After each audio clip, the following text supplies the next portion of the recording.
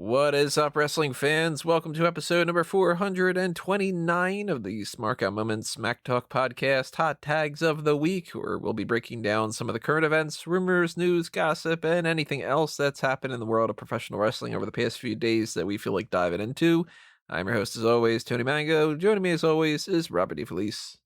How are we doing tonight, Tony? It's the hot tags. Let's just move on to there. All right. It's been a day. I'm gonna start us off with something that we touched on last week that got rectified over the weekend. Tanara Conchi is back in NXT, and she arrived in a show in Fort Pierce over the weekend wearing a shirt that read "Released." What are your thoughts?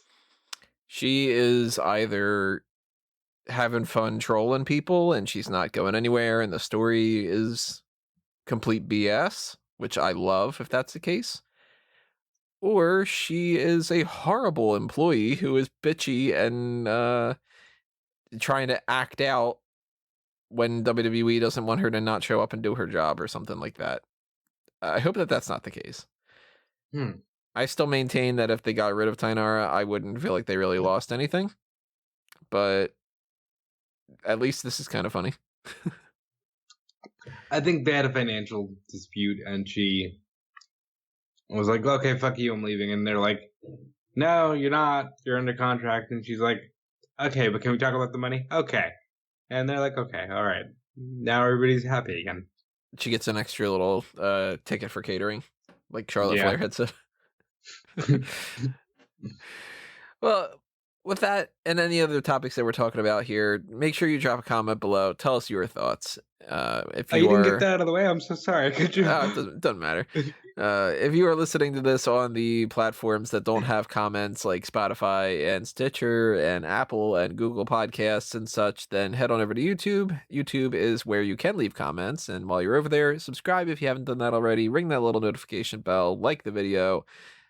Tweet at Team YouTube and ask them to remonetize this YouTube channel, and we'll get more into that a little bit later too. But yeah, drop a comment and tell us your thoughts on these hot topics and hot topics. Ugh. Tell us your thoughts on Hot Topic. They are hot topics, but they're hot tags as far as we're concerned. You ever buy anything at Hot Topic? I actually used to go there quite frequently. I've only, that I can remember, only ever bought things for gifts for other people.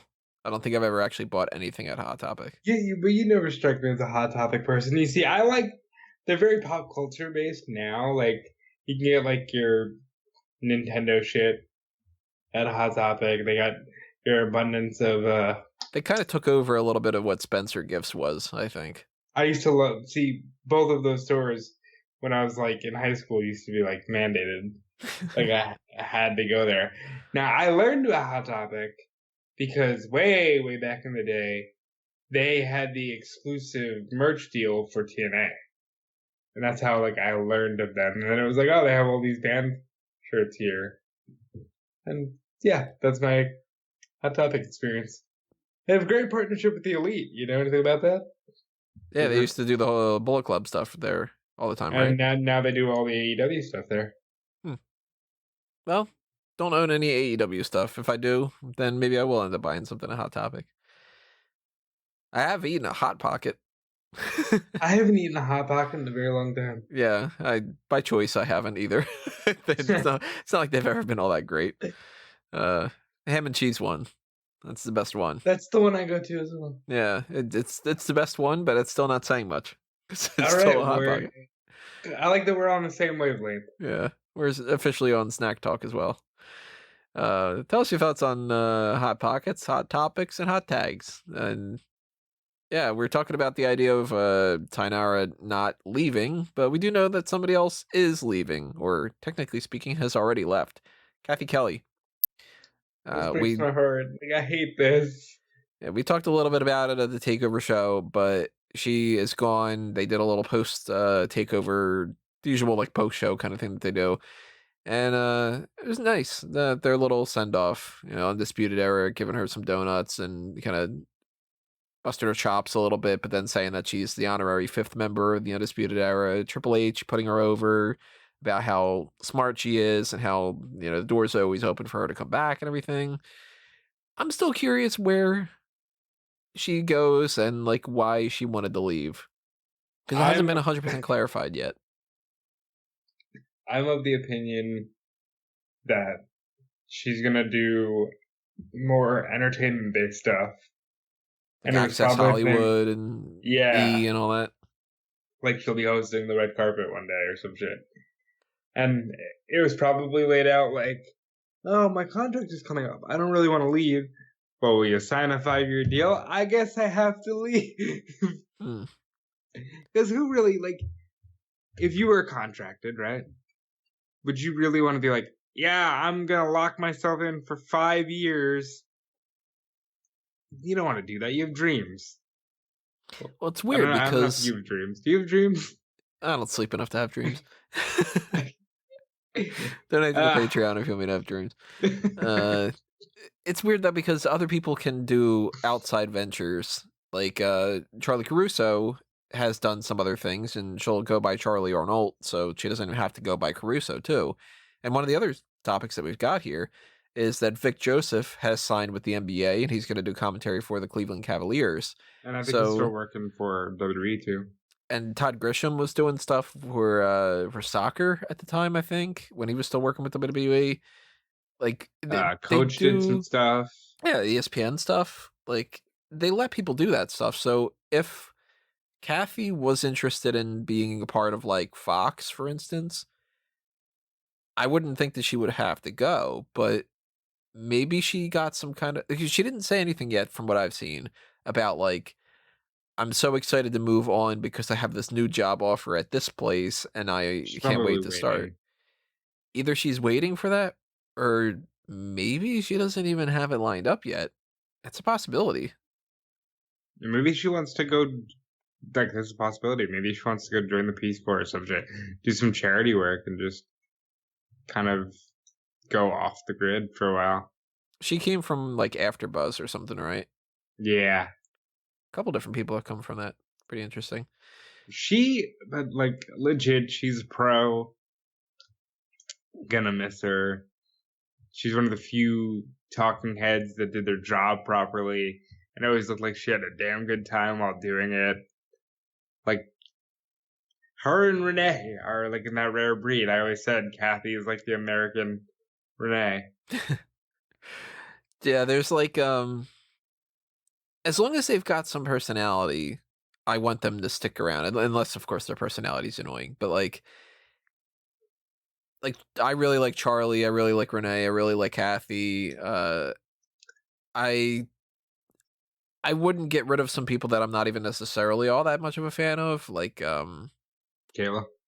Like, Kayla is one that it wouldn't be like, oh, it's so heartbreaking if Kayla went off. But at the same time, I'm like, you know what? Yeah, like, people are friends with her. People like her being on the bump and all that. Like, I'd keep her around. Like, people say, hey, Kayla! Yeah, hey, Kayla! So, for me, somebody like Cathy, even though the interviewer and the broadcast correspondent side of things is not the make or break type of deal for anything, like, realistically, Cathy Kelly leaving WWE is not going to change the ratings or something like that. But it is like something that's not kind of sucks because it's just like, well, I liked Cathy. Not only is she like Sarah Schreiber. Yeah, see, like, that's a good difference. That sounded mean, but like I don't get anything out of She's vanilla, like the Charlie. Charlie has that edge to her where you keep calling her a shit stirrer, and it's like she has like a sassiness to her. And Kayla is kind of like a little ditzy, but not like stupid. Just kind of like, she's like fun. I guess cute. I should say, not ditzy. Yeah. And Renee, of course, Renee's Renee, so it's like Renee's golden. Yeah. And Cathy was like a sweetheart, and she was kind of goofy sometimes and all that. Somebody like Sarah, she has no personality yet, so I'm not digging her. The new one that they just signed, I forget what her name is. Elise Zwick. No, not her. Not the one that's doing SmackDown, who came from Fox. Kat Marino. There's a new one in it. There we go. That's the name. I'm excited to see what she brings to the NXT table.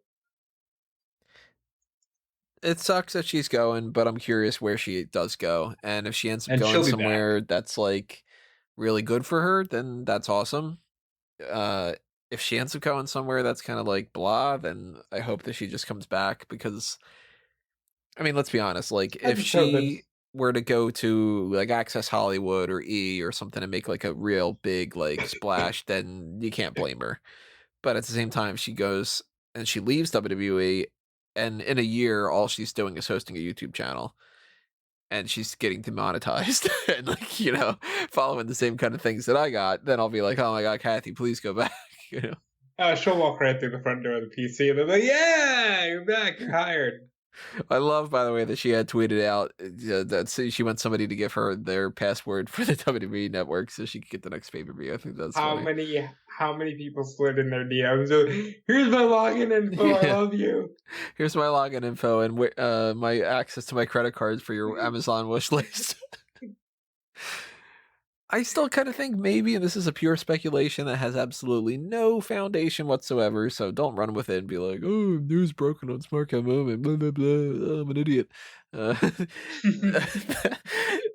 I still think it's kind of interesting that this happened after Velveteen Dream and Finn Balor are in NXT. I mean, Velveteen Dream's been in there, but like Finn Balor came back and she dated both of them. Maybe there's some kind of like, I don't want to hang around my ex type thing. But at the same time, you would think if that was the case, she would just go to like SmackDown or Raw. Yeah, like go to Raw. That can't be the case because, like, one, I can't imagine that anybody's that squeamish about being around their ex unless it was super toxic. Yeah, and if it was super toxic, you would think that there would be other issues we would have heard by now. Yeah, we would have heard it. I feel like it came down to, hey, we have a contract for you. She looked at the length and was like, now I'm gonna go spread my wings for a bit. And when she wants to come back, there'll be a spot waiting for her in NXT. So Vic Joseph, he, like we said before, he's going to do some stuff for the Cleveland Cavaliers. Do you think that maybe this is one of the reasons why they switched up the whole Tom Phillips and Byron Saxton thing? Potentially. I never rule out the fun fantasy of Vince just walked by Tom and Byron one day and he's like, good luck on SmackDown tonight. And what? We don't do anything anymore. What? Put them on Raw right now. He's like, send out the commentary team. Where's that tall, thin, white guy with the brown hair? Like, you mean Michael Cole, Tom Phillips, Vic Joseph, Johnny Quasto? Like, just get run down the list. Vic is a tall guy because I don't know what happened to Lawler. Vic's tall as all hell, yeah. But Lawler, like, shrunk recently. When Vic stands next to Lawler looks like he's 4 foot tall. He looks like a Cotton from King of Hill. Yeah. I got no shins because I killed 50 Man. There was something else about the commentary team that I was going to bring up, and I'm blanking on it already. I literally had it in my mind a couple seconds before I said, Jerry a sushi joke today? No, that was a little bit like, ooh. But it was something else about one of the other teams. Oh, yeah, that's right. I don't think that we talked about it on the takeover thing, but I really liked that on the pre-show that they gave the announcers, the commentary team, their entrances. Yeah, I enjoy that. I thought that was pretty cool. I want them to do that from now on. The NXT takeover shows are called pre-shows and not kickoffs. Yeah, and they're treated like pre-shows. Yeah, they were a pre-show, and you run down the stuff what a pre-show would instead of, we're going to kick off the action with 2 hours of people talking. Also, you're not doing a kickoff. There's no kickoff. Yeah. I know that it technically means that you're kicking off the stuff, but it's still just like, yeah, one of those stupid nitpicks. It's a hospital, not a medical facility. No, it's the wounds of war. Instead of it, he's bleeding. He's Crimson Mask. Let's backtrack to another story that is pretty old at this point, which seems crazy because we do these once a week. The Bella Twins and Jushin Thunder Liger are rumored, and if not potentially 100% clarified at this point, to be going into the Hall of Fame class of 2020. Now, they haven't technically officially clarified this. There has been no formal announcement on WWE.com or anything like that. But everybody that can fact check stuff seems to be saying that that's the case. So, So let's start with Liger, just because it's easier. Liger deserves to go in. He's a wrestling legend. The end. I mean, he had that match with Tyler Breeze. I mean, at least he had that. Abdullah the Butcher's in there, and he's never worked for WWE ever. Yeah, WWE doesn't want to bother making it just only the WWE thing. They do branch out elsewhere, and not just necessarily ECW and WCW, but they'll acknowledge, NWA and AWA and AAA and some different other kind of things. So CMLL and ABCYD, Yeah, the FBI, CIA, SMD. So Liger, yeah, he did his retirement this year. He is somebody who's been well respected for a long, long time and a legend that I know virtually nothing about. I can't tell you like my favorite Jushin the Thunder Liger match or anything, but I know I know that he's one of those guys. So to me, I'm not going to be like, you shouldn't. It's like, of course you should. Let's talk about the bells. They deserve to go in too. 100%. Not this year. Not right now. I'm curious why they're going in now. That's the thing. Because they don't really have like they're so intrinsically tied to Tampa. I always said they lived there, but it's John that lives there, not Nicole no longer lives there. And like they did the whole like they lived in like Arizona and California and stuff like that too. Like they never were like now? No idea. I haven't seen Total Bellas. Watch Total Bellas, Tony. I think ever, and I haven't seen Total Divas in a bunch of years. So unless Bryan and Bree and Birdie live here, and that's where Nikki is building her house with Artem. I mean, they don't do the whole like it has to be based off the location thing. Like it might just be easy. They're fucking. Here's why I don't want them going in this year. They're fucking pregnant, and I will not listen to a crowd of assholes going, John Cena's kid. John Cena's kid. I won't do it. Like, it's wrong. Like, let these people, specifically Nicole, be happy. I say specifically Nicole, not because I'm like some crazy Nikki Bella stan, but I know for a fact that it's going to turn into a John Cena thing. And I don't want it. It is kind of funny to think that might happen, though. I have to admit. But like people didn't really boo. Like Trish announced that she was pregnant. People cheered. And she said something about her husband, and they booed her. It's like, that guy's fucking her. She's gonna thank Artem, and they're gonna go, Cena, Cena, Cena. I don't want that. I kind of do at this point. I know, like, no, like have some respect. Like, let them go in 3 years when people have mostly forgotten about it, and their children are. Conform the words to say, "Happy Hall of Fame, Mom." Yeah, that'd be cool. It is kind of strange that they just pick now. Maybe they aren't necessarily in the mind frame of like waiting. Maybe they just want to get people in while they can. But at the same time, there's other people that they can get in like that too. They could have gotten Vader in while he was alive. Exactly. Yeah. And like, there's plenty of, even if you just keep it on the women, there's plenty of women that are older than the Bella twins that should go in and haven't yet. Not that they're like, ancient or anything, but like Victoria isn't in there. If you want to donate to the Patreon and maybe Tony keeps the camera rolling, I'll go on a long diatribe about the Bella twins are super over right now and the Divas era is super over right now and why I think that that's just not right. But, donate to the Patreon for that. Maybe we'll give that to you. I think they deserve to go in. Nikki Bella is the most widely known women's professional wrestler in America. She's the hottest thing since Sable. You can't tell me otherwise that they don't deserve to go in. I just don't want the asshole fan base to sing John Cena's kid. You heard it first here. That's the chant to do the week. John Cena's kid. Hall of Fame talk is still kind of up in the air. The fact that we didn't get the full on confirmation of what that means that there's a chance that maybe that doesn't happen. And another thing that's going on with the Hall of Fame, and look at this transition here, is that there's potential that Davey Boy Smith might go in. And there's more to that than just that. So just to lay out all the cards on the table, here's the rumors that I'm seeing around the dirt sheets, which of course you got to take with a grain of salt. Davey Boy Smith might go into the Hall of Fame this year.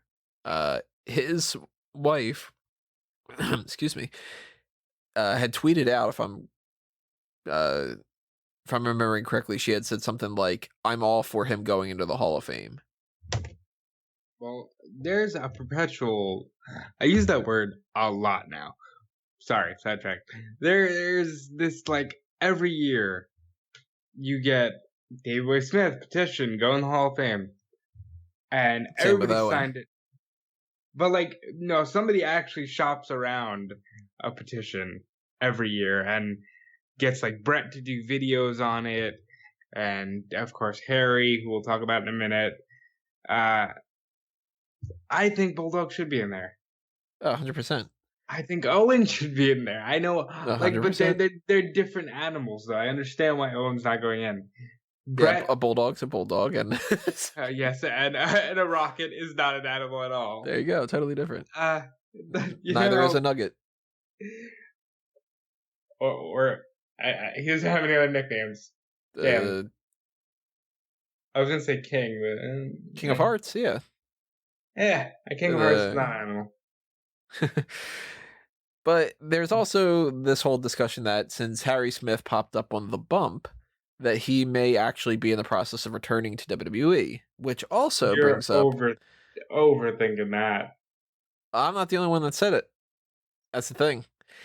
And if this is true, and if the other things are true as well, it seems that MLW is interested in possibly, at the very least, accusing WWE and potentially going through a whole lawsuit of contract tampering because of that and because of other people over the years. So it's kind of maybe none of this is true. Maybe some of it's true. Maybe all of it's true. So I've had to bite my tongue in terms of any speculation regarding this. But the reports did say that it's not in direct relation to Harry.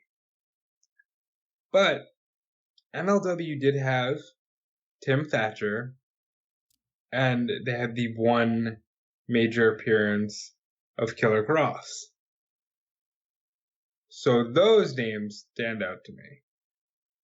Other than that, in MLW, I think a lot of their talent being rated was just business, right? I don't want to say rated, though.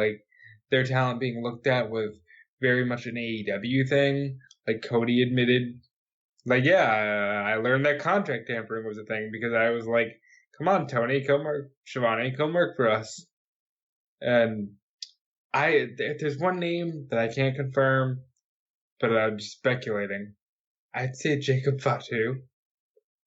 Have you ever watched Jacob Fatu in the ring? I don't think so. This motherfucker should be headlining Mania. First of all, Samoans are just good at wrestling. I don't know of a bad one. Manu. Sim Snuka. Well, they're Islanders. That's different. They're not Samoans. But Manu aside, Jacob Fatu, great. Imagine,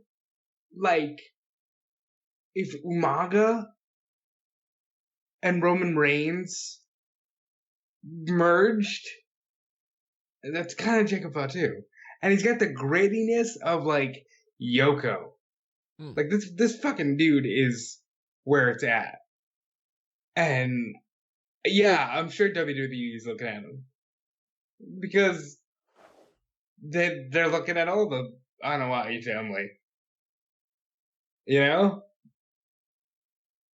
But if they do that and they get caught, obviously it's a big deal. If they're not necessarily doing that and they get accused of it, they still potentially look bad, but it ends up washing away at some point.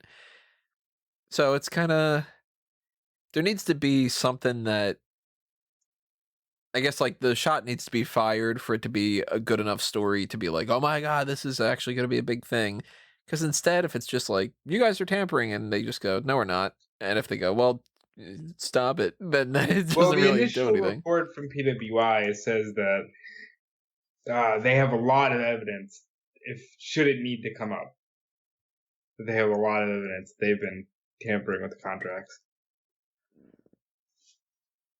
Well, what do you think about the idea that Harry Smith might come back? I fucking love Harry.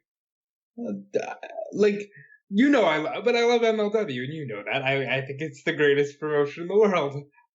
But I love Harry Smith. If he's gonna go, take Bryan with you. Take Brian Pillman Jr. with you. Like, I want more hearts in WWE. I hate that Tyson can't wrestle. You know, I love that family. I want them in WWE. Listen, and hi Callum. If I had my way, they'd all be in WWE because it would make it so much easier for me to have to only consume one product. Is that selfish? Yes. Is that bad for the workers? Yes. I'm not delusional. I'm just selfish. I would love to see Harry Smith go back. I spoke to him last year, and I was like, so what are you doing? You want to go back to WWE? You think you'll ever do that? And he's like, I like where I'm at. MLW lets me be me. He's doing the All Japan Champions Carnival tournament later on this year. Like, that's going to be fun. I think he's one of the best in the world. I think Brian Pillman, you tap into that shit, that's going to be another one that's going to blow people's minds. And Jacob Fatu can main event WrestleMania today. I have not been following Harry Smith's career, so I don't know how much better he is. But Marvin is very disappointed in you. If he is, if he's even better than what he was before, then cool, bring him in. And I 100% want Davey Boy Smith in the Hall of Fame. That's just like, it has to happen at some point. So do it now, do it whenever. Like, you know, do it now and make sure that it happens. Why not? If that ends up being the case. Please don't do it when, like, there's nobody notable around to at least induct him. Because, like, Brett's still here. Like, the best case scenario is if they didn't really do the whole induction thing the same before, but, like, I would think that the best case scenario you get out of this is Bret Hart does the induction and Harry accepts it on his behalf. Like, and Natty says some words about her Uncle Davey, and TJ probably smiles, you know, and it goes, I wanted to be a cat. Go. You saw that on the bump, right? No, what the you fuck didn't are you see talking that? About? So he pitched this idea. Apparently, he was going to be like a battle cat type thing, and he had this whole like weird kind of outfit, and he was going to look like this this weird combination of like create a character with like the mask and everything. I forget how they said that it was going to be. It was like, oh god, I'm blanking on what it was, but it was like a cat based thing, and he had worked with Rey Mysterio on getting the outfit like all set up, and they did like a photo shoot for it and all that. Like, let me try to find photos. Let's see, Tyson Kidd cat outfit. Maybe I can. You're gonna get some weird fetish shit. Yeah, I might end up coming across some weird stuff here, but like, yeah, I can't remember how he referred to it. Maybe like gimmick on the bump, but like, it was this weird. Oh, TK1. Let me see if yeah, TK1. What was the context for this gimmick? he was going to come back from his injury, and he was just going to be like a cat guy, kind of like. Here, I'm going to send this to you on Skype, and you can take a look at this in this live reaction kind of thing. Oh, what? This is what they were talking about on the bump. So, two mind frames here. Yeah, you can put him on a leash and have Natty just do the whole dominatrix thing she was going to do to begin with. And the other frame of mind is, fuck, that's cool. like, that looks cool. Put Ricochet in that shit. Have him fly around. He can be Catman. Go great with the Robert Pattinson Batman. It'll be just fucking... That's cool. Would he have to get changed to Ricochet? Oh, Jesus Christ. I like that. I mean, TK1 is a stupid name. Mm-hmm. But, he's a cat. Put him on a leash. Let Natty, you can cover a really weird fetish market that is super over on the indies right now. Like, I dig that. Back in the day, that would have been over. He would have been fucking $1 million. Action figures, cartoons. Like if that were in like I don't know, in like the Mexican markets, like that'd be going over like gangbusters. If that were in 1991, probably great. But 94, fantastic. In 2019, yeah, I forget when he said that this was supposed to be. I don't remember if it was like 2016 or something like that, but like it still wouldn't have worked. And I mean, he tried. So I don't know.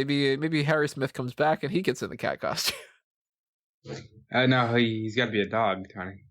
Yeah, that's true. Yeah, he'll be the bulldog, and then Tyson Kidd could be the cat, and then they could do some kind of magic on that. We're getting weird here. That already's been weird. If you want us to get weirder, donate to the Patreon. Fuck it. We haven't plugged the Patreon yet. It's Patreon. As I mentioned before, this channel is not monetized on YouTube anymore, and it won't be at least until the middle of March, because they're a bunch of jagoffs, and I don't know if it'll even be at that point. So the only way to help us out, really, outside of just like a direct PayPal donation or something like that, is to donate to the Patreon. And there's like $5 is ad block forgiveness. $10 gives you access to the Darkcast, which I mentioned before. We went ahead and we went through all the possible options we could think of and all the ones that you guys voted on the Mega Maniacs, and we determined the 32 men and women that are a part of the Smark Madness tournament that's coming up. So that's a Darkcast, listening to us talk for like 2 hours about that. And we got the Pick Your Poison tier, which later on this week we're going to be uploading. Well, we're going to be recording and then uploading the NXT Arrival commentary track. And even if you just got $1, helps out quite a bit. So keep that in mind if you got the spare change. And if you don't, I totally understand, but something to put out there. Just a little reminder. Let's move on to another hot tag. Sasha Banks has a role in the upcoming new season 2 of The Mandalorian. I love this so much, and you already know I am a huge Sasha Banks fan. I love Disney Plus. I love Star Wars. I love Baby Yoda. Like, this is you can't miss here. I mean, they can miss because we've seen Star Wars do bad things. Stormtrooper aim, Blast Jedi. But like, this is so cool, and I like seeing Sasha get a chance to branch out, especially if she's going to be, I don't know, knock on wood, don't want to speak this into existence, but if she's too injured to work, she might as well do other things. As far as I know, they haven't said what her role is.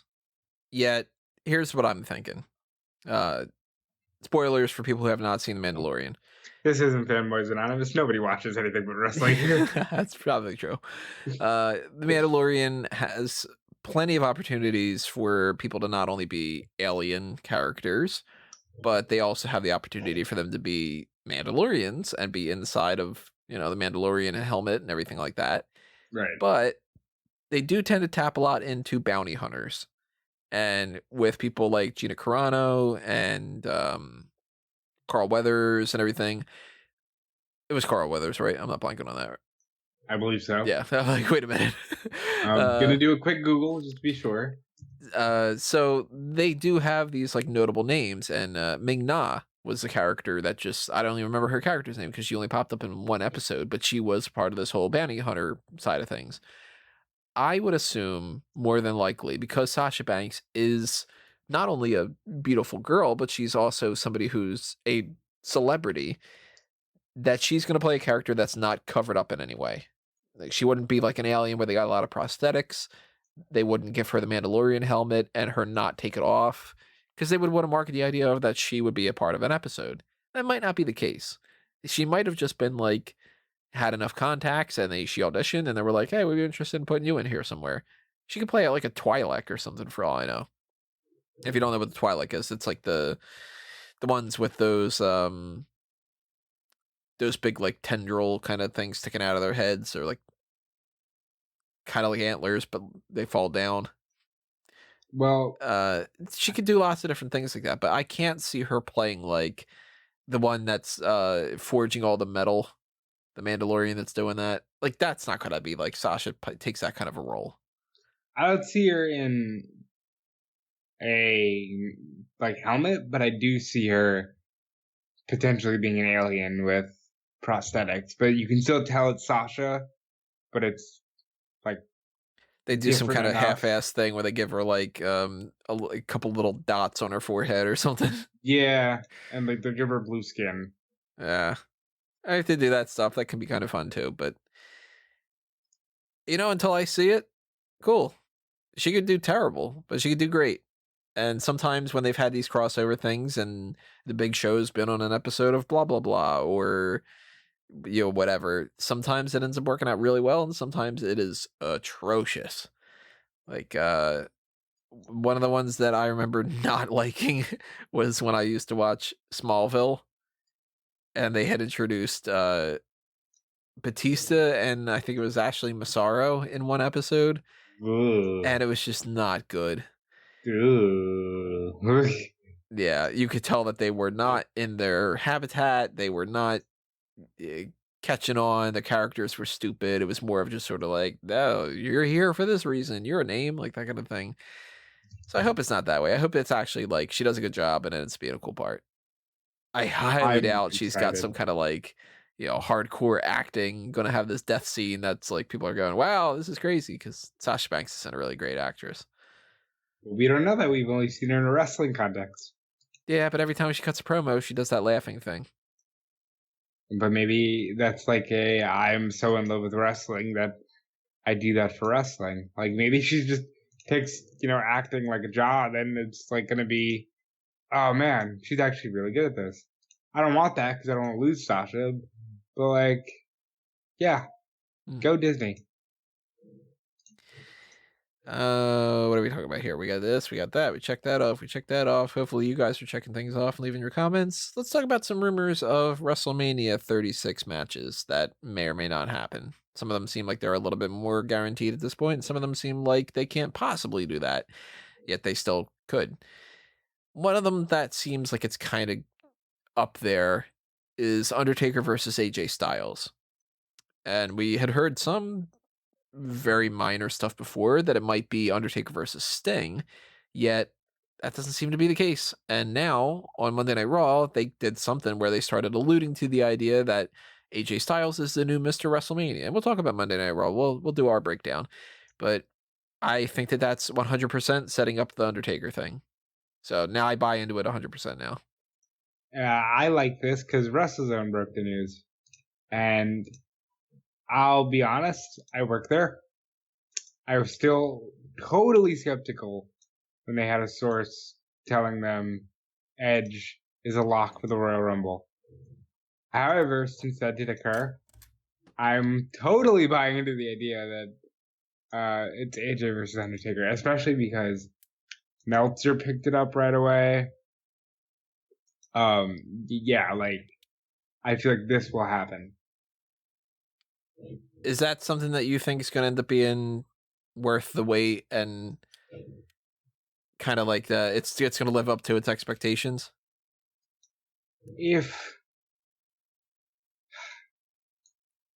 Undertaker is going to have a good match in 2020, it's going to be with somebody like an AJ Styles. Yeah, it's kind of the best case scenario with a lot of other things. I don't feel as happy about the idea that John Cena might fight Elias. That is not happening, not in a million years. Then again, that ended up happening 2 different times. I cannot buy that. It was the last 2 years, right? That John Cena had that whole thing with Elias? It's not 2 years. Oh my god, it was. It's been 2 years because he did the Taker thing. And that fed off of Elias. Oh god, no. Oh, I don't like that. Yeah, so it's like, how did they think that was going to be like last year? That was their idea. It was like, well, we'll do the Elias thing and stuff. And it's like, they might just really want to do that. We've seen before. I mean, I keep saying that. I still think that Daniel Bryan versus Sheamus is going to potentially happen. Listen, I don't want to hear that shit. Like, Cain Velasquez is going to fight Tito Ortiz because he's in the Performance Center. I think you like these things, these negative things.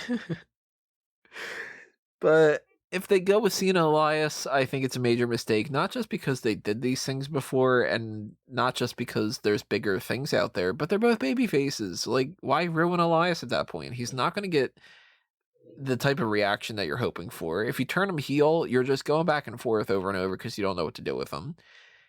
Like, you can do... Let's be honest. If you got John Cena to have there at WrestleMania, if you put a poll out there, as good as Elias is and as fun as Elias is, he's not going to be even the top 15 people that people would choose. People would go, let's get John Cena Goldberg. Let's get John Cena versus, if you can bring back some other people, bring people up from NXT, play around with that kind of thing. Like, give me John Cena versus Velveteen Dream. Give me John Cena versus Johnny Gargano. Give me John Cena versus Tommaso Ciampa. Give me John Cena versus so many people before Elias. Yep. I would even buy into the idea more of John Cena versus King Corbin. But that's still a match that, even though I am a King Corbin apologist, I don't want John Cena versus King Corbin.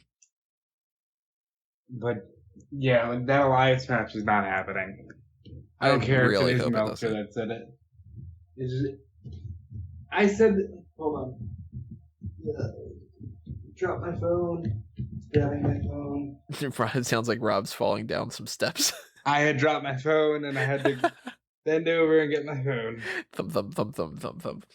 I had said this on the WrestleZone Daily. This came across like Dave Meltzer isn't watching the current product. If he's just like, oh, they're going to do Elias, because Elias is clearly a babyface. And not only that, he's almost R-Truth level. Like, hey, I'm just here to have a good time. Thank you all for coming out. Who wants to walk with Elias? At that point, then you would need to bring in R-Truth because, John Cena is his childhood hero, so. Well, isn't he yours? John Cena? Like everybody's? Yeah, he's everybody's childhood hero. I don't know. He's no Green Ranger. What are some other rumored matches? The idea that Goldberg can end up facing somebody else, it seems like that's kind of died down a little bit, right? No, WrestleVotes reported completely contradictory to this John Cena thing with Elias. WrestleVotes said you can take Goldberg, Wyatt, Reigns, and Cena and mix and match the 4 of them, and that's what they're thinking about right now for WrestleMania. If you had to pick between those 4 and you had to make 2 matches out of it instead of saying something like, well, I just don't want to do it and whatever, what would you prefer? Roman Reigns Goldberg Universal title. I'm sorry. Roman Reigns versus Goldberg, no title. John Cena takes the Universal title from Bray Wyatt. I think I'd go. Funny enough, I think I'd maybe go John Cena Goldberg Universal title and Roman Reigns. I'm getting ahead of myself here because I don't want Goldberg to win the title again right before WrestleMania and drop it again. I'd go with the thing that I think would be more likely. It's Roman Reigns beats Bray Wyatt for the Universal title. John Cena fights Goldberg separately. But I want John Cena to have that 17th reign. And I want him to win the Universal title. Because I think that he would, it just fits him. Yeah, that blue title looks like it would go well. You're liking the blue strap. I don't like the blue strap, actually. I just think that it would fit John Cena. Funny enough, when they introduced that blue strap, I went, you know what? The red one looks better. Then I'm like, I kind of miss the red one. I like the blue a little bit better. I would still rather prefer that they just use the black strap and they just make the swoosh blue. That's too subtle. Subtlety's good sometimes. But I think that you have to really let the fans know what brand it is, and they won't know if it's such a subtle difference. It's got to be intense. Well, as long as nobody's winning that stupid Bray Wyatt belt, carrying that around beyond that point. I almost said a stupid thing. I was like, hey, John Cena never got a custom belt. Yeah. He did. I forgot because they used it as the real one for the next 10 years. Which, is funny. It ties into one of the other hot tags here, which is the premiere of episode 1 and 2 of WWE Ruthless Aggression. And before talking about the whole thing in general, they quickly address that title and about how nobody really liked it. And I believe it was Big Show that said it. They said something like 30 pounds of garbage or something like that. It was heavy. That I know. I know that people are like, this thing is heavy. Never liked that belt. Why did they keep it around for fucking... Hold on, no. Because it sold a whole bunch of merchandise, that's why. They even admitted on the thing. They said, it was ugly and nobody liked it, but it sold a lot of toys. So why didn't they just create a classier version of that? And don't tell me that's what they have now. Because what they have now is still pretty weird. I really like the current championship, I think. I don't. It's not the Winged Eagle, but it's my number 2.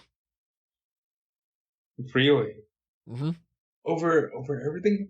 See, I think the Undisputed design is very underrated. I don't like flowery designs. So, the way that they have that with, the little, I forget the name, the grommets on it, on, the little top right, left, and all that. I don't like that. And that's one of the reasons why I don't like the big gold belt. Is, that flowery kind of background stuff that they've got. Well, I think it was so appropriate for, Flair in 1985. And then it just became a belt that became synonymous with wrestling. What do you think about the Rock's belt? Like that... The Brahma Bull one? No, the Attitude Era WWE champion. Like that round kind of thing? It's okay, but it's I don't know, number 3 that would be 4. The belt that gets all the love because it's the fucking Attitude Era belt. And nobody ever says that one was really nice. Nah, Winged Eagle all the way. I don't like that name because eagles have wings. I know, it's pretty stupid. It's self-explanatory. Not the D-Winged Eagle or something. But that is probably the most beautiful title. I would say for me personally, my second would be the Undisputed title. My third would be that Attitude title. Fourth would be the current title, and then I hated the spinner.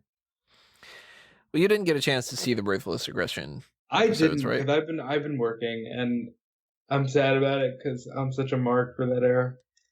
I see that some people aren't liking it. I dig it a lot. I think that they're going not like so super in depth that this is going to take forever to get anywhere, but like the first episode is about the invasion and how much of a failure that was and how much they needed to. I mean, the title of the episode is called "It's Time to Shake Things Up," so it's setting the groundwork for the idea that, well, we needed to do something different. We needed to kick off another era, and ruthless aggression became the thing. Who was going to be that person? And then episode 2 is called Enter John Cena, and it revolves entirely around John Cena being the guy that pick up the ball, stumbling along the way, coming across his rapper gimmick, and then getting shot up to the moon, to the point where then people started hating him, and then their idea of like how they came across that freaking catchphrase that they absolutely love to say, doesn't matter if you're booing or cheering as long as you're making noise and whatever. They don't clarify the fact that that's become like a crutch for them, but they do address the idea It's that they become, I've noticed this with wrestlers, it's become like the term sports entertainment, Mhm. where they've said it enough that now people believe it. Triple H, Kevin Owens was on After the Bell and was like, I just wanted the Cena reaction to where like I want to be polarizing. I'm like, really? Do you? You want to be polarizing?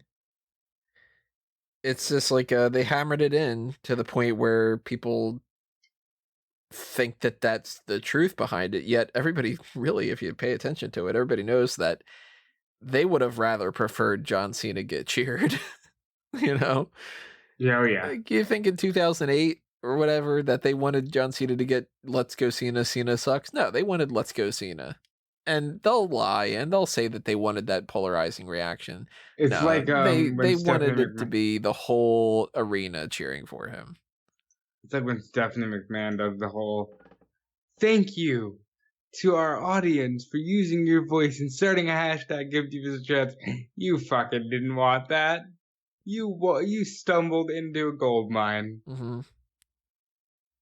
Like, that's so crazy. But I like this a lot. I am very excited to see how the rest of this plays out, especially because I didn't watch the Ruthless Aggression era. Like I stopped watching, and we talked about this before. I stopped watching around 2000, and I picked it back up around 2006. So I missed out on the bulk of that, and now I'm filling in a little bit of the gaps here and there over these past bunch of years. And obviously, I've seen like some pay-per-views, and I've seen plenty of documentaries about things and stuff like that. But like to me, that's still kind of a question mark type of time frame. So when they bring up the idea that like they go back and they show you like footage from OVW and it's John Cena saying that he's watching tapes of Lou Thez. It's like it's kind of cool to see that they had that taped and to see what the prototype was like, and you know. So I dig it. I definitely say if you have not checked it out yet, check it out. Gets my see it approval for anybody that hasn't seen it. So I'll provide some insight without even having seen it on why people aren't liking it. The Ruthless Aggression era, it's not like the Attitude Era, right? It was this pivotal shaking up moment, and you can point to exact starting points and these exact paradigm shifting, industry shifting turning points. Same thing with rock and wrestling era. You literally go, Hogan beats Iron Sheik, we're off to the races, WrestleMania in a year. Rock and wrestling era. They literally had a campaign of WWF, the new generation. With the Ruthless Aggression era, it happened to be something Vince said. And maybe it was their intent to start a new era, but if you really look at it, a lot of it bleeds so perfectly from the attitude stuff. There's a lot that they can't talk about because apparently they don't want to get into the fact that they got sued. by the World Wildlife Fund, and that's where they got the name. Yeah, they do kind of recontextualize that as being like, well, we needed to shake things up and get the F out. That'll change us around. And I think the quote was, it allowed us to still have attitude, but also show that we were in a new era. They can't talk about Benoit. did you see that? There was a thing, I don't know if this is a brand new thing or what, but I recently just came across it yesterday, the day before, where Kevin Owens was talking to somebody, and he was like, "Yeah, I remember when I saw that Randy Orton beat Chris Benoit for. Oops, shouldn't have said that. I remember when Randy Orton won the title for like that kind of thing." And Was he like talking to WWE people?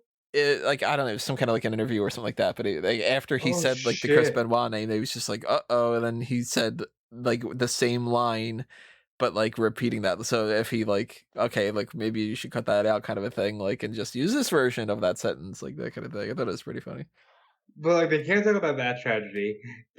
Unlike the Attitude Era, where they could praise the fact that they had Sable and Sunny and the Nitro Girls on the competing channels, you can't really talk about the women of the Ruthless Aggression Era, because what are you going to do? Oh yeah, we had Vince make out with every one of our divas. Candice Michelle? Oh, he felt her up and she was screaming like you can't do that shit. So they're a non-factor. So it then becomes this thing of like, all right, we're gonna do a Ruthless Aggression Era where we'll cover the draft, Brock, Cena, Batista, and we'll cover uh, the invasion stuff. So it's a hard era to cover, is what I'm trying to say. And I think people feel like, well, they're not being totally truthful because they're not bringing up, the lawsuit and the Benoit stuff, but they can't. I liked it. It's 2 episodes deep. I enjoyed both of them, and I'm looking forward to the rest. Oh So yeah, I'm gonna love watching them because that was my era. Like I am 26. That was the era that I really was watching, and in my formative years, that's why I'm such an Edge guy and such a Cena guy. The Ruthless Aggression era was fun. It's a little scary to me that people are getting very nostalgic for it because it makes me feel old. I will say, though, despite the fact that I think that you should check out Ruthless Aggression episode 1 and 2, I don't think that people need to watch WWE the day of Royal Rumble 2020.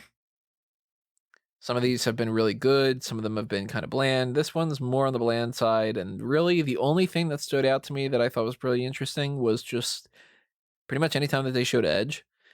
And I've seen it enough days ago now that I'm blanking on some of the specifics behind it. But like, I remember there was a shot where Shane McMahon goes up to Edge to, like, embrace him and everything like that. And they're kind of joking around the idea, like, oh, you have to have your guard up now because now you're back in the ring, and like that whole kind of thing. And like moments like that, cool. Moments of kind of seeing the same sort of stuff that we've seen plenty of times already before now over the past couple of weeks. I mean, I've seen the footage of Keith Lee saying that this was big 3 times already. I didn't need to see it a 4th time. Yeah, I saw the footage of Cathy Kelley going, "Oh my God, they called me 5 days before the Rumble." Yeah, so And it's like that's kind of one of the downsides. If they wouldn't have released those videos on YouTube and stuff, then it would have been better. But they're kind of like chopping it to pieces to then showing you the full thing. Yeah, I wouldn't be shocked at all if they just say, "Well, the Tegan Knox documentary is going to be on." I'd be like, "All right, well, you put it up already, so I don't need to watch that." Like, I say, skip the day of, watch the Ruthless Aggression ones. nice. The last hot tag for us to talk about is going to be our review of tonight's episode of Monday Night Raw. But before we get into that, let me toss out another couple of quick plugs. One of them being the fact that we've got the TeePublic and Redbubble shops on the merchandise side of things. So if you want to pick up a t-shirt or you want to pick up any of the other kind of topics, any other kind of Tony, merch, do you need to go shopping on Hot Topic? I might need a Hot Pocket too. I'm a little hungry. you want to pick up any of that kind of stuff, then head on over to those things because there's everything from uh, phone cases and clocks and skirts and all sorts of things. I bought a pillow recently, and that ended up working out really well. So, yeah, check that out. And if you are hungry and want to pick something up, you should go to the Olive Garden and get the never-ending Pastables. Because when you're at the Olive Garden, you're family. Check out your apartments on Zillow. It's a shame that we don't get plugs on this. Not plugs, sponsored things. I'm tired. And while you're at it's been a day. Go to Fanboys Anonymous and listen to Tony's review of Sonic the Hedgehog, and maybe you'll understand that. Yeah, that's a bit that you don't quite get if you're just going, wait, are they that tired that he's bringing up Zillow? All right. Yeah, head over to fanboysanonymous.com. Show some love for that. If you do want us to do more stuff like that, then head up to Patreon, because that way you will hit up the Pick Your Poison tier, and we'll do that stuff. Like coming up, I don't know when. I think it's today, actually, at this point. Yeah. There's the World's Finest, the Batman and Superman movie. We did the commentary track for that. So stay tuned for that if you want to check that out. Tony, I think we're getting to the point where we should just like not ever get off the microphone, like, because I'll be seeing you. We'll be recording Arrival in like a little over 10 10 hours, and then after that it'll be like, all right, well then when do we do the Hall of Lame, because it's another thing that we're doing. So we should just never. We're stuck to each other. This is it. I should just have Skype open and Audacity open and my microphone sitting next to me, and yeah, Might save you some time. if you want us to do that, donate to the Patreon. Yeah, those are the rest of those plugs that I got out of the way now. So let's talk about. Out of the way. Follow me on Twitter and Instagram at DudeFelice. Check out WrestleZone. Check out Fightful, and check out Callum Wiggins on Wigmeister at Wigmeister14. He's on Wigmeister 14. And he's also on Wigmeister 14. Those newfangled Quibi and Wigmeister things. Kids these days with their social medias and their music. With their hipping and their hopping. They're ticking and they're talking. I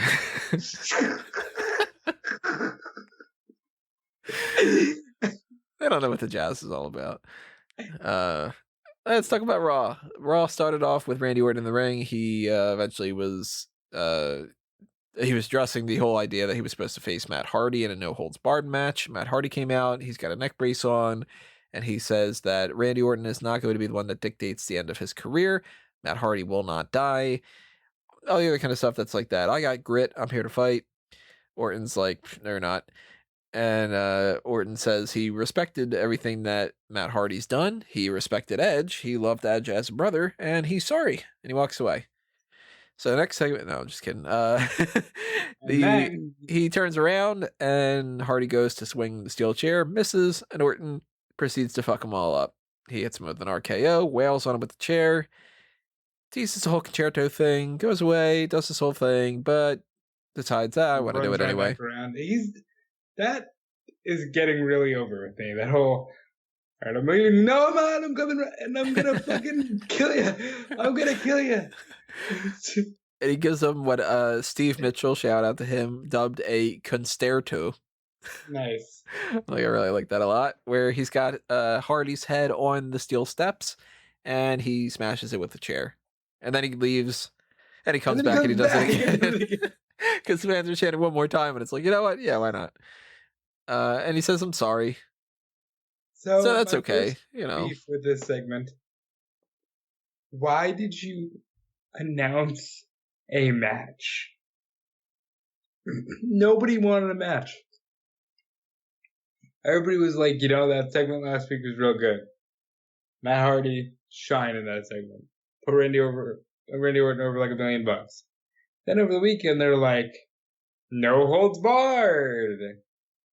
And Matt Hardy cuts this YouTube promo where he's like, oh, yeah, and I'm coming to fight. And nobody can kill me. Not Randy, not Vince, not Tony Khan, not Paul Heyman, Bruce Pritchard. And he's doing all this shit. Only for them to start Raw by going, and Matt Hardy cannot compete. What? What's that whole thing of the Vince doesn't want to promote a match that he's not going to deliver on? That whole thing. But Yeah, it's like, all right, you wanted the beatdown segment more than you wanted a match, so I don't think anybody's really going to you complain. could have just done that in any other way. Like, it just seems weird.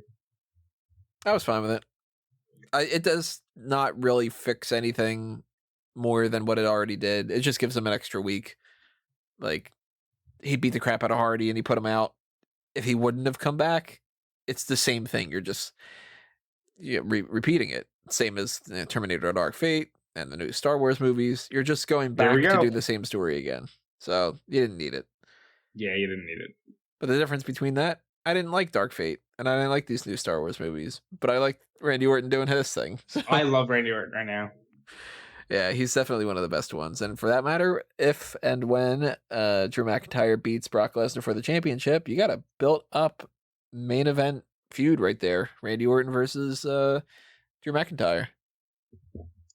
Hook it to my veins. Then we had Aleister Black. He beat Eric Rowan by pinfall. Took two black masses. Gwyneth Paltrow's head. Damn, Gwyneth is a biter. That's where they get goop from.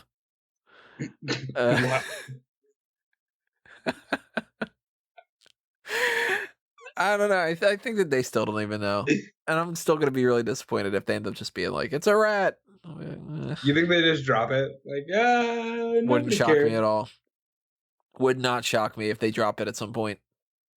You just have him like not carry it out and they just don't address it because they're just like, well, we didn't figure it out. That whole idea of like, let's do this and we'll sort it out later. And then later comes and they go, God damn it, past me. Why didn't you do your job? I know, future me will worry about how to fix this issue. I'll just say it's swept under the rug. I think that's what they're going to end up doing. But I like the idea that Aleister Black beat Rowan here and that it took two black masses to do it. Kind of makes Rowan look like he's tough, but he still loses. So, yay on both fronts. I'll agree with that.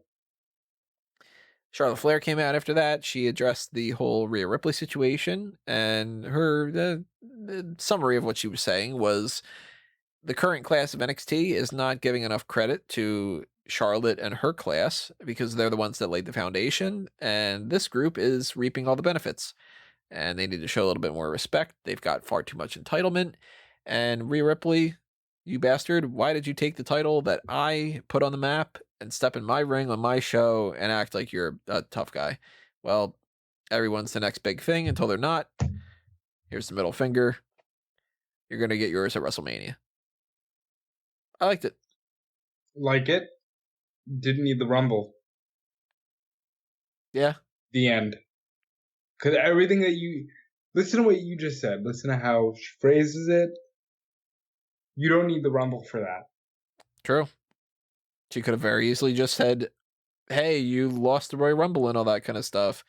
Well, do you want to fight me? Like that kind of thing. Like they could have done that. But I feel like it's even going to be more so the case where we're going to look back and we're going to feel that way once the whole thing with the SmackDown Women's title goes down. Because I really feel like they can't possibly deliver something that's going to seem good. And you had Bayley. I mean, you had Becky and Shayna. And all you needed was Shayna now holds the record. That's all. She would have only needed the one. She would only need to eliminate Charlotte to get the record. Shayna now holds the record. Shayna and Becky at WrestleMania. And then you could do the chamber for Bayley. Yeah. Yeah, I mean, I'm not mad at it. I'm not fully mad at it. I just think waste of a Rumble. Well, they did address the Shayna and Becky thing. This is skipping ahead a little bit, but who cares? Becky put a bunch of money in the ring. She said, this is all going to be for fines that I'm going to have to pay because when I find Shayna Baszler, I'm going to rip her apart. And Shayna pops up on the Titantron, and she explains that since the Elimination Chamber is in a cage and she has her MMA background, that this is all laid out for her to end up winning. And once she does that, then she's going to obviously win at WrestleMania. And I like the little touch that she said, I didn't even plan to do what I did to you last week. So imagine what I do have planned. I'm going to tear the living shit out of you. And she did say shit. Like, she says shit. But I thought the same thing. I was just sort of like, S word. You know, Chuck Taylor's pissed. Here's the thing. If you're he gonna said do the thing. this, He said, I did the thing. Say the line. I think Shayna Baszler should either come in at number 1, rip through 5 other women's body, just fucking, like, legit, just tear right through them. Except for Asuka, who she can fight a little bit. Or come out number 6, because you don't want to overexpose her, and have her rip through all 5 women. Do not do a thing, which they will do because they can't help it, where, Ruby Riott eliminated Liv Morgan, and Shayna's not even in the ring yet. No, Shayna needs to make every last one of them tap out. I think you can balance it. I think you can do Morgan, because I want to start things off Morgan and Logan. And then Riott comes in at number 3. Or like she's the first like entrant kind of thing. So that way you have the 3 of them in the ring together and they can have their stare down, they can have their moment. And then maybe Morgan pins Logan. And then you can start bringing in the other ones. And I kind of lean more towards the idea that as long as Shayna beats Natalya and Asuka, I think she'll be okay. I mean, she'll be okay no matter what, because that's like the match that's going to happen. But like, if say Morgan beat Logan, Riott beat Morgan, and Natty beat Riott, you'd still get Asuka and Natty that can lose to Baszler, and she still looks pretty good that way. Like, she doesn't have to beat everybody, I don't think. But if she does beat everybody, then she looks all that much better. So then I'd be cool with it. This match also displays how fundamentally flawed Raw's women's division is right now. Mm-hmm. There's such a big disparity. Like, nobody's going to go into this and think that Sarah Logan's got a shot. And, like, SmackDown's women's division, you can say that there's nobody there, but at least, like, they're not the Riott Squad and Asuka and Natty and the one who's going to kill everybody. I still don't know what they're doing at that whole SmackDown thing, though. But again, another story for another day.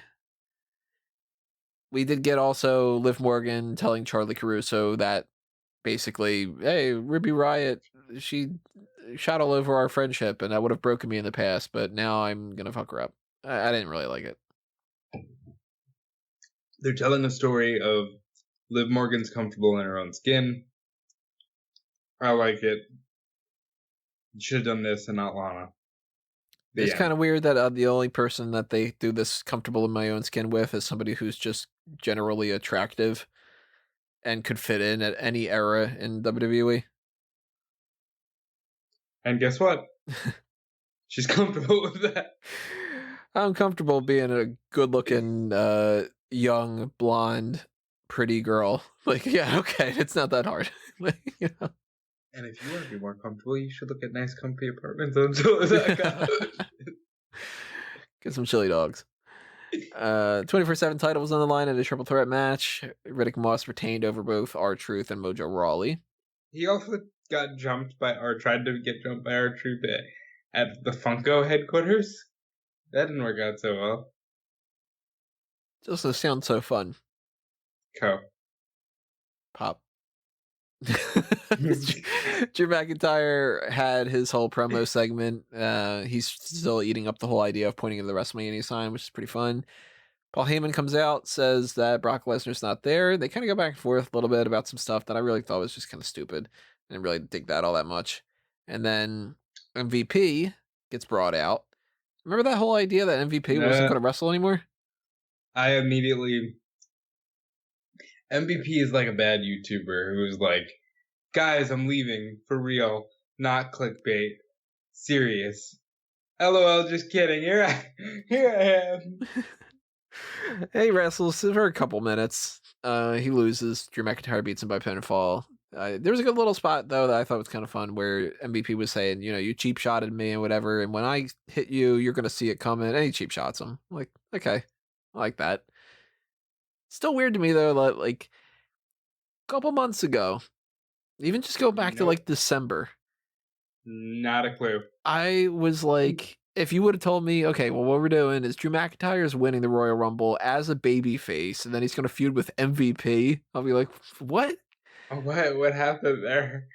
What happened to this idea of like, like Kevin Owens doing something, or like, I don't know, but I'm still kind of digging it. So as much Shit as the moves Paul fast. Heyman stuff is not really all that stuff that I'm loving. And it also, by the way, they are just not trying at all to make it seem like Ricochet's got a shot. Like, Paul Heyman is going out there talking to Drew McIntyre about how, yeah, who cares about Ricochet anyway when you guys fight at WrestleMania, that kind of thing. And it's like, oh, that sucks for Ricochet. But maybe it's a red herring. Maybe Ricochet wins. Tell you what, I'd be so shocked if that were to happen that I don't know if I would be up for it or against it. Because I've often said this. They do not utilize Brock Lesnar on TV enough. Because Ricochet could beat him in Saudi, right? And then Brock can eat him on Raw. And no more Ricochet. You had a cool 6-day title reign. Get out of here. We talked about the Becky thing. We had our tag team match. Angel Garza and Bobby Lashley beat Humberto Carrillo and Rusev. Alright, I like Andrade. I think Andrade is very charismatic. Angel Garza and Zelina Vega are just off the chain in terms of charisma and looks, and those two are money. Am I wrong? No, I dig them being a pair. Yeah. I still think that Fantastic. Andrade needs her more, but I'm liking it. I still think before that we talked about, like, if they would have put Carrillo in that mix, then maybe I would like Carrillo better. They're doing a thing over on the NXT house shows of Raul Mendoza and Jorge Bali, the former King Cuerno of Lucha Underground. Good looking pair. Put them in the tag team. You got Andrade, Garza, and that tag team, and Zelina as your mouthpiece / woman's wrestler, and that's money. And I'm not just, we're not just grouping them together by ethnicity. They all look good. Like, it's a good looking group. We then followed that up with Kairi Sane beating Natalya by countout. I'm curious what this was all revolving around. Because I kind of figured, I already had it written up as soon as they were coming out there for announcements. I was like, all right, Natalya beats Kairi Sane by submission. That way they can have a little thing between Natalya and Asuka. And a count-out victory for Kairi Sane. I'm like, all right, didn't see that coming. Natty and Beth against the Kabukis at Mania. Ooh, I didn't think about that. Yeah. Yeah, that could very well happen. That wouldn't be bad. You know what? I think you might be onto something there. Edge is wrestling. Maybe Beth wants to continue doing it. Beth has wrestled a couple times. She wrestled a couple Royal Royal Rumbles. For the tag titles. Yeah, that could be a thing. And it wouldn't shock me if they were the ones that beat them. I'd take it. I might have to add that into my Mania predictions. I'm kind of digging that. We followed that up with Seth Rollins with his sermon, which is an elongated promo that really nothing gets said. And the Viking Raiders attack, and Kevin Owens gets him a stunner. Well, I'm officially at the point where I no longer want to see any form of Seth Rollins and his crew versus Kevin Owens, Samoa Joe, and Viking Raiders. Mm-hmm. I want to get to whatever the end game is here. But I'm beginning to wonder if the end game is almost like Punk Mysterio a few years ago, where it's like, you either if I beat you at WrestleMania, you join me, and if you beat me, I'll shave my head. Like all they're doing is the same thing, but Stalling. some kind of a gimmick added Because to it. what haven't they done yet? They've been doing this shit since the Night After Survivor Series, Tony. What haven't they done yet? That's true. Rollins versus. They're being very meticulous for a company that does dead rematch. They have not done Rollins against Owens on TV. And I think that's fucking crazy. The OC came out. They did the whole thing with Styles, and they're talking about how he's the new Mr. WrestleMania. Seems like I'm not the only one that cannot say this two-wake gauntlet match. Everybody else seems to want to call it the Kuwaiti Cup or something too. Listen, if Ahmed Johnson comes back at Saudi Arabia, I'm down for it. Well, then Ricochet comes out and he challenges Styles to a match, but Carl Anderson takes the challenge instead. And Ricochet beating Carl Anderson, is that really going to make you think that he's got a shot against Brock Lesnar? I think that they really underwhelmed when it comes to that. At this point, I feel like our predictions next week should be not what are these two going to do, but how long will the match be between Brock Lesnar and Ricochet? I am saying if we get to 5 minutes, we're lucky. I'll say 6 minutes. We talk about everything else? No, okay, yeah. So everything leads to the main event, which they had not announced ahead of time. They waited until like the last hour to say 6-man tag. We're doing the same thing we've done before. It's Owens and the Viking Raiders against Murphy and AOP. And Owens and Viking Raiders win by DQ because Rollins gets interference. And the Street Profits come out to the rescue, which, you know what that means? Kevin Owens and the Street Profits against Murphy and AOP coming up. No, because they announced. What did they announce for Super Showdown? I didn't think that they had announced anything extra. They did. They announced Rollins and Murphy against the Street Profits for the belts. They did? They announced that? Yep. I didn't even catch what they did that. So there's something there. Maybe I guess at that point, then maybe that's how you get the belts off of Rollins and Murphy, and the Street Profits just get their win. It would be fucking lame, only because Saudi's not gonna party. You know, like they can't run out there with the red cup and be like, "Yeah, let's get fucking drunk. It's now Party Arabia." We want the smoke, and I don't mean from. Yeah, I didn't know they did that. So that goes to show how little like that they really went like this is happening, this is a thing, and whatever for me to not even have noticed. But this episode of Raw, not really all that. There were some good moments, but for the most part, I think it was a little bit of a waste. This is the weakest episode in weeks, and can't say that's great. So those are the hot tags I got. Anything else we're missing out on? Well, we touched on Tito Ortiz. Tito Ortiz is reportedly training at the Performance Center. That is what it is. There's not too much we can say there. I think we're good, man. Well, if we forgot anything, drop it in the comments below, and then we'll try to chime in.